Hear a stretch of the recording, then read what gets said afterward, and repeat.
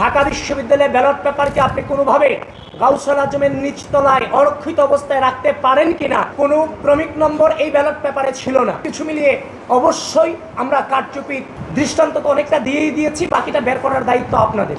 আপনারা এই বিষয়টা নাকি বৃহত্তর ইনভেস্টিগেশন করুন। অব্যবস্থাপনা তো আছে, সেগুলো ছিল পরিকল্পিত, যেটা নির্বাচনকে প্রভাবিত করেছে। ইতিমধ্যে আমি যেগুলো বলেছি কোনো অস্পষ্ট এখানে কিছুই ছিল না।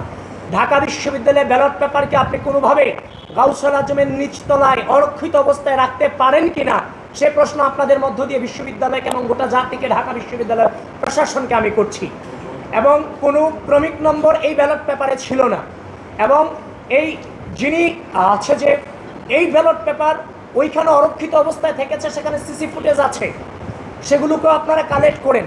কারণ ক্রমিক নম্বর না থাকায়, ব্যালট পেপার অরক্ষিত অবস্থায় থাকায়, ভোটের উপস্থিতি এবং ভোটারদের উপস্থিতি এবং ভোট করার হারের যে অসামঞ্জস্যতা, সব কিছু মিলিয়ে অবশ্যই আমরা কারচুপির দৃষ্টান্ত তো অনেকটা দিয়েই দিয়েছি, বাকিটা বের করার দায়িত্ব আপনাদের।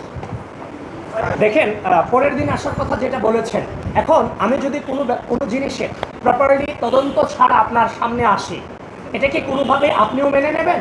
আপনি কিন্তু মেনে নেবেন না। আমরা যথাযথ প্রক্রিয়ার মধ্য দিয়ে এটাকে যাচাই বাছাই করার চেষ্টা করেছি।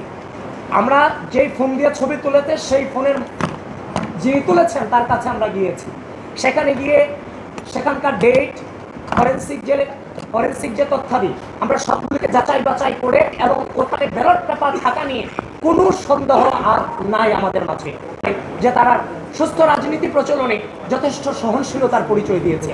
সুতরাং আমরা যথাযথ প্রক্রিয়া, আমরা বিশ্ববিদ্যালয় প্রশাসনের কাছে গিয়েছি। এখন আপনারা বলবেন, যখন আপনাদের সামনে আসবো আপনারা বলবেন আপনারা বিশ্ববিদ্যালয় প্রশাসনের কাছে গিয়েছেন কিনা। তা আমরা বিশ্ববিদ্যালয় প্রশাসনের কাছে গিয়েছি। যখন দেখছি কালক্ষেপণ হচ্ছে, তখন আমরা মনে করেছি যে আপনাদেরকে এগুলো জানানো প্রয়োজন।